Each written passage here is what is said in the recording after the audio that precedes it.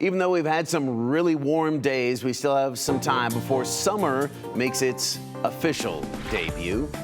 That's right, and hitting the water, it's been very tempting, but it's not safe just yet for some bodies of water. Others are okay if they're not moving fast, right? Let's get to Hector to find out how you can stay safe around the water and when it's safe to get into that water too. Hector. Well, Justin and Maggie, many people have already taken advantage of dusting off the paddle boards and kayaks and have hit the ponds and lakes. So here's some things to keep in mind when dipping the toes in water as spring starts to wrap up and summer begins. According to the Red Cross and the United States Forest Service, if you're heading to a lake, always swim with a buddy and in supervised areas. Don't use alcohol or drugs before or while swimming, diving, or supervising swimmers. And use a life jacket that meets U.S. Coast Guard requirements, even if you consider yourself a strong swimmer. And both organizations recommend to learn to swim, so enroll yourself and your child in swim lessons. Now, another spot that is a summer tradition is floating the Boise. While it might be tempting to cool off in the water right now, the Ada County paramedics say conditions on the Boise River are still too dangerous.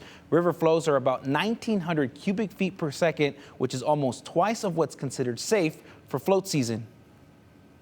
We still have about another month or so before it's cleared out and it's settled down enough for people to actually start floating it. We already have had a few river rescues this year, secondary to people getting in for a various amount of reasons. And aside from the water being too fast, the Ada County paramedics, that is, say it's also too cold. The part of it that's sneaky is you sit in an inner tube with your bottom in the water and cool yourself off real well, and then you get colder than you think and you have a hard time actually swimming when you have to, or even getting to the side to self-rescue.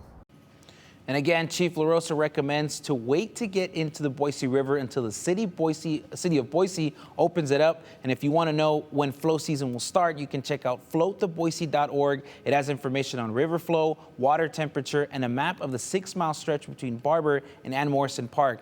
And Justin and Maggie, I know there's still some time before we start to feel that summer heat, but what are some of the essentials you guys take when, wanting to enjoy the water?